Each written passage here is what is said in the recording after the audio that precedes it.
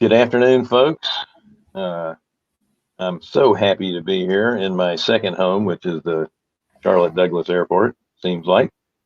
Have you ever wondered if a fund manager can freeze your distributions and your redemptions? Well, the answer right after this.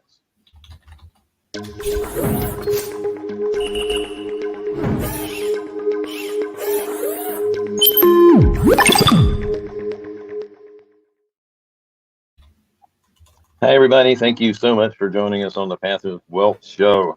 I'm Bill Fairman. This is Jonathan Davis. Wendy is currently traveling and unavailable. Um, I do a lot of broadcasting from the same chair at the airport. You should see this setup I have. So I got my laptop sitting on a desk. I have to take my cell phone and lean it against the screen with the camera light on, so I have enough light to see my face. Yeah, they do make those lounges kind of dim, don't they? Yeah, well, it's trying to help us be a little bit more private. So, how you doing, Jonathan? Happy birthday! Thank you. Yeah, I wasn't gonna do the normal company text thread that everybody else did. I wanted to announce it on air. Oh, well, I appreciate that. That people who know me know that I want everyone to celebrate and be excited all around me. So that's right. So again, welcome to the Passive Wealth Show. We are Carolina Capital Management. We are a lender in the Southeast for real estate investors. If you are a borrower looking to borrow money in the Southeast, then go to our website, carolinahardmoney.com. Click on the Apply Now tab. If you're a passive investor looking for passive returns, then click on the Accredited Investor tab. Also, don't forget to like, share, subscribe, follow us, all that good stuff. I also should say something about Wednesday with Wendy. Shouldn't I?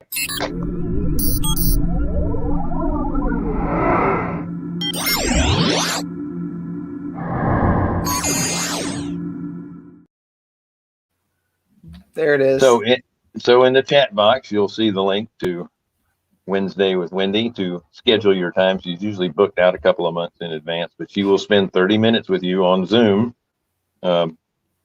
Talk about anything real estate. Actually, you can talk about anything you want, but you're going to waste your time if you're not talking about real estate. Right? Yeah, that's right. She's happy to have conversations with you, but you get the most bang for your buck. You actually discuss stuff we know.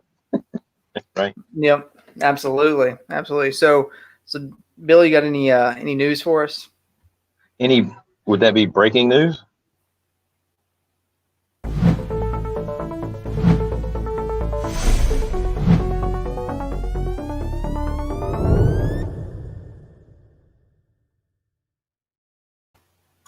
Actually, there's quite a bit to digest in today's numbers. We were at 407 new unemployment claims, which is a pandemic low. So things are getting better. And then the continuing claims are still below what they have been. So they keep going down as well. There's still almost 14 million people in the country that are getting some sort of assistance from the pandemic. That's a lot of folks. At the same time, there's 8 million unfilled jobs. So if you really want a job, you can get one.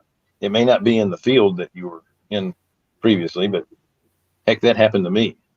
During the 2008 crash, I had to get out of the field for a little while, but it doesn't mean you don't get back in it unless the field you were in goes away. Yeah, but I know you, so I know the answer to this already, Bill. But if you were, offered, government subsidies that outweighed what you could earn, most people were like, I don't know about that. Well, I could use a vacation. Aren't you at the airport going to Florida? Yeah. But if I could get the government to pay for it all. That'd be great. Yeah, wouldn't it? Wouldn't it, man?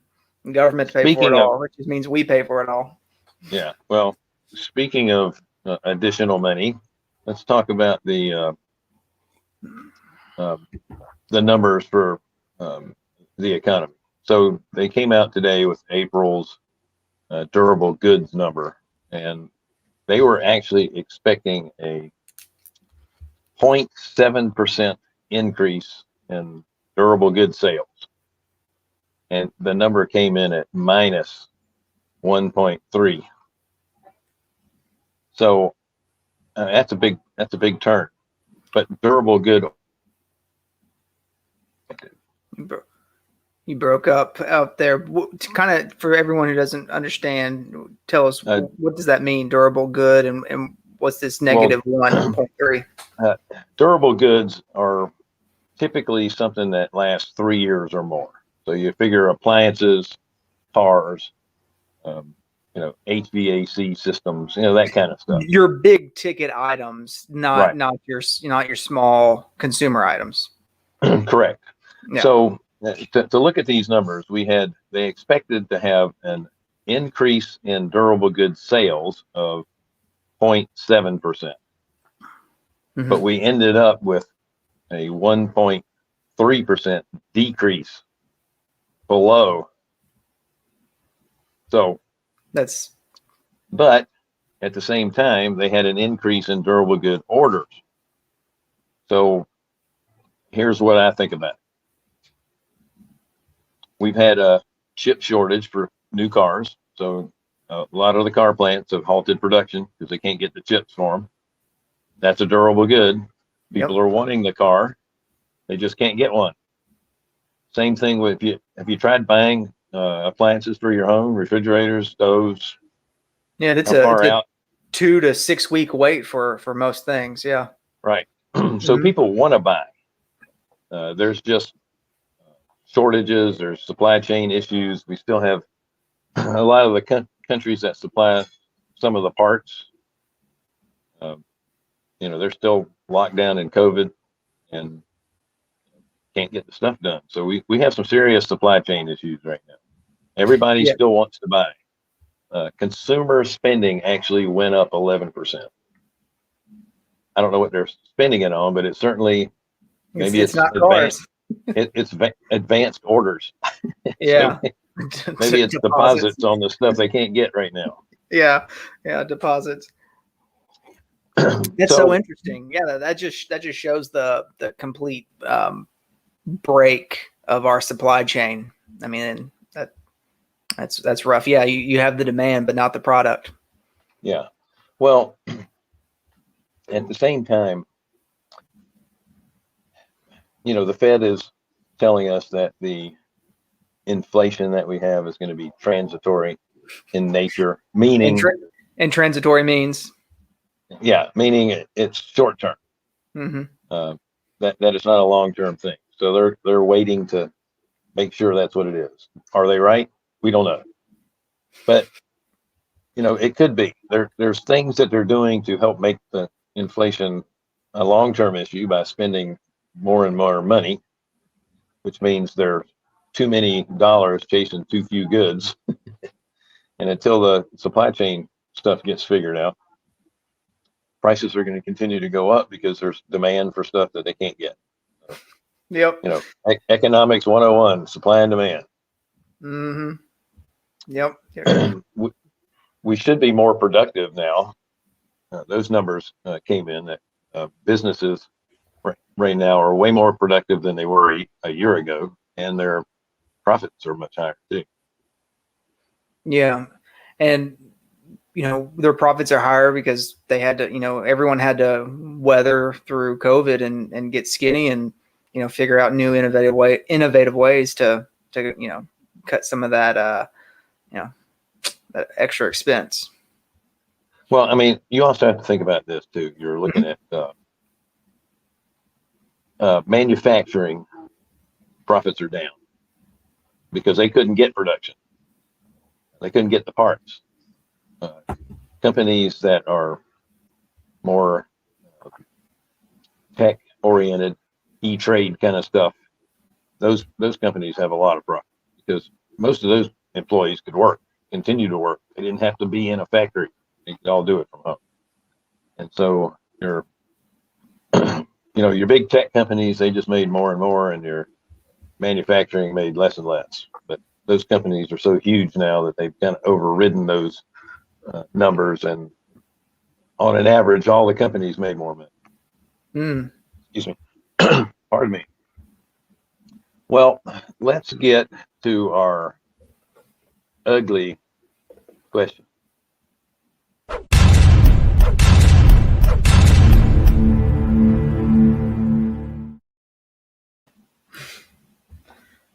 Into that completely, and the question is, can a manager? Bill's freezing up here, so I'm going to jump in. Can a fund manager put a freeze on distributions and redemptions? In short, Back. yes. I'm sorry about the iffy service here. Again, I'm at the airport, so I apologize. But yeah, the short answer is. So Bill froze again, so I'm going to jump in. About. Did you lose me again?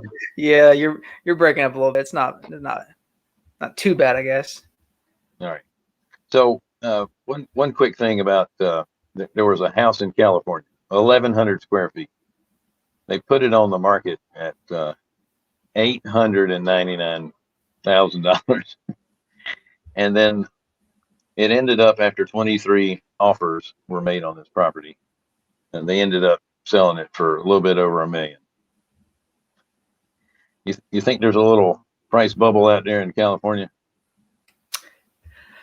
I would. I think yes. I mean, I remember in a previous life talking with a note trader, and they had a note that they were buying, and it was secured by, in their words, not mine, a crack house, and it was in California, and it was just right at $1 million. And they said, that's when I knew something was going to happen. And then it did. Yeah. If you decide to stay in California and not move out, it's still going to cost you a buttload of money to buy a house there. That's for sure. Yeah. In certain sections, obviously.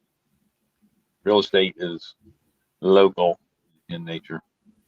I mean, your states and places that have huge upswings in prices are the ones that have huge downswings in prices. I mean, like your Midwest area, I mean, they pretty much stay constant. Little depreciation, little appreciation. But like Florida, California, New York, those areas, I mean, you see, like everyone, and not everyone, but a lot of people, they talk about how they can find, they start noticing the bubble in the real estate market, and it's first noticed in the condos in Miami.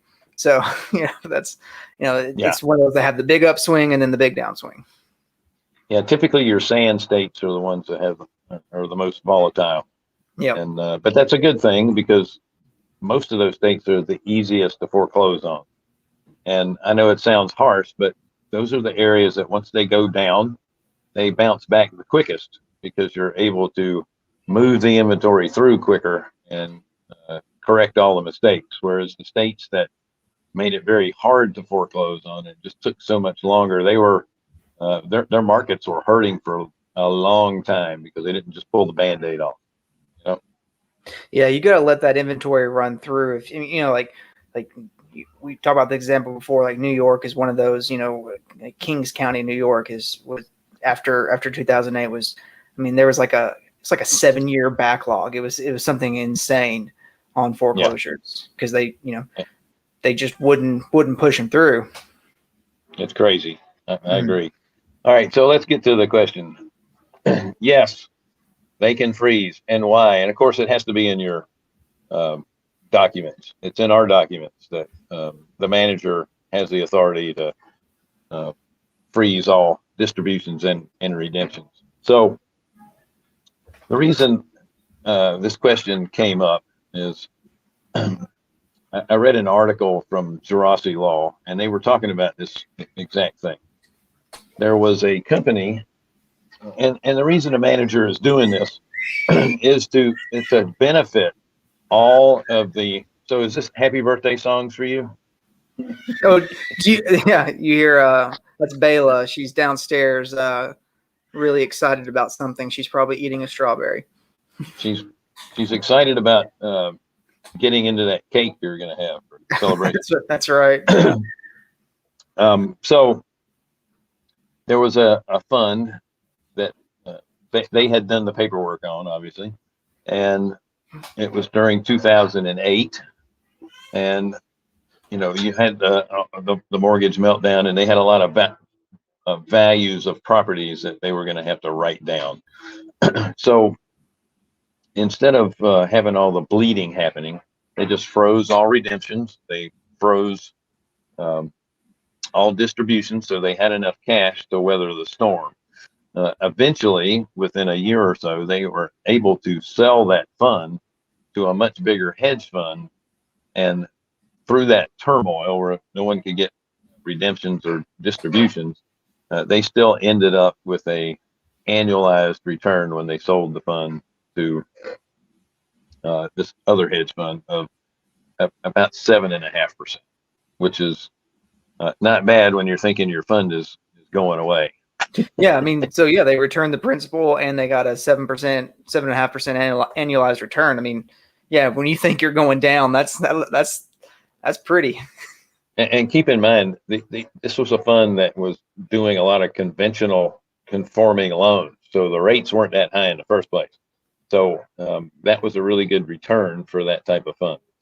There's some other examples of during the COVID year, if you were heavily invested in commercial property and specific types of commercial property, hospitality, retail, that type of thing, those property values or those property types were just beaten up last couple of years. And if your fund has value add type of an inventory where they're already buying it at a discount, the goal is to fix it up, get it stabilized, get it refinanced, and then get out of that loan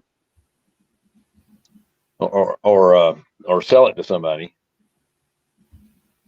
Now your values are all messed up because you expected a particular value at the end. You're doing your documents based on your expected return, and now your expectations are completely done. I know some funds that have had to wind down completely. Yeah, they do a pro forma. They do a pro forma based off of a certain rent roll and an NOI, and then they can't achieve it. Well, you're getting half the NOI that you thought. Well, you're screwed. Well, that's one of the downsides of being in a syndication. Now, 95% of the time when you're in a syndication, everything's working out like it's supposed to. But occasionally you'll get these black swan market corrections that will, target a particular property type, and that expected return is nowhere near what it was because you don't know, and you're locked into one asset, right? Yeah. Now, if you're in another type of fund that has those same types of properties, but they have more than one asset, it's not a syndication. It's a fund that has many of those types of properties in the fund. You're a little bit safer there because you're not. I always say this: you're not investing a chunk of change into one asset, even though 95% of the time it's going to work out just fine. Yeah. Well, and just to jump and I guess change a little course and explain the whole freezing on distributions or anything like that. Like we all know, like a run on a bank. We know what that looks like, and this is a microcosm of that same thing. It would be we have an event that happens and all the investors come in and want their money. Well, what happens when you give all the you can't, because if a fund's doing what it's supposed to, 90+% of its money is out working in assets. Right. So you can't give it back, and then you have all these people wanting it back. So and if I give or Bill gives one person or two people back their money, then we set a precedence and we have to start getting everyone's money back. But then we start diluting the value of what we're giving back to people because the cash isn't there. So that's the real, I guess, root of it is why we want to do that. We want to protect every investor, not just one. Sure. Yeah. And the thing is too, you never want to sell an asset at below the market or at a loss in order to give people their money back. Yep. The plan B is always to hold on to the asset until the values come back, and then you sell them. In the meantime, they need to be making an income so you can at least get some sort of return while you're waiting. Yep. Right. No, you're 100% right. And that's how you have to do that. All right. Well, listen, we only have a few minutes left, so I want to make sure to remind people about Wednesday with Wendy.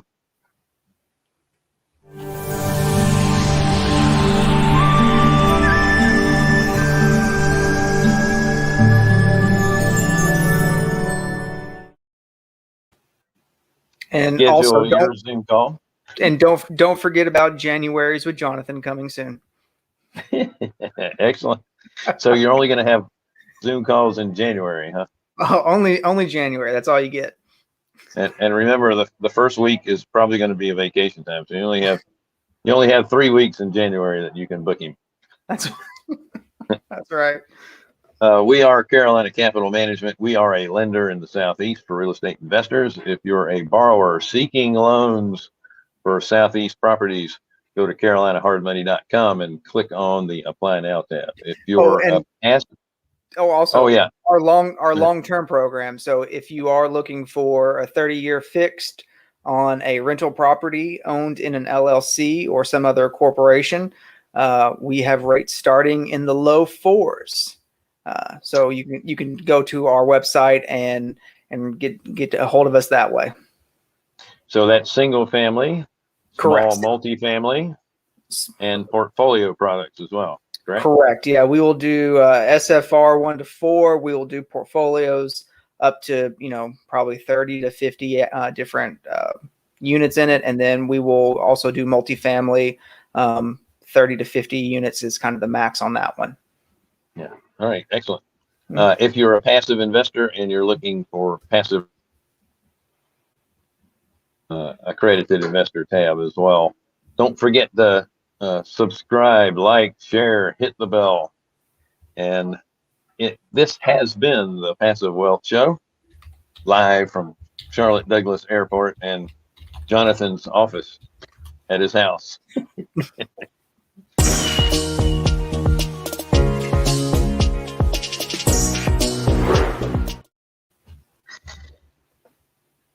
Happy birthday, Jonathan.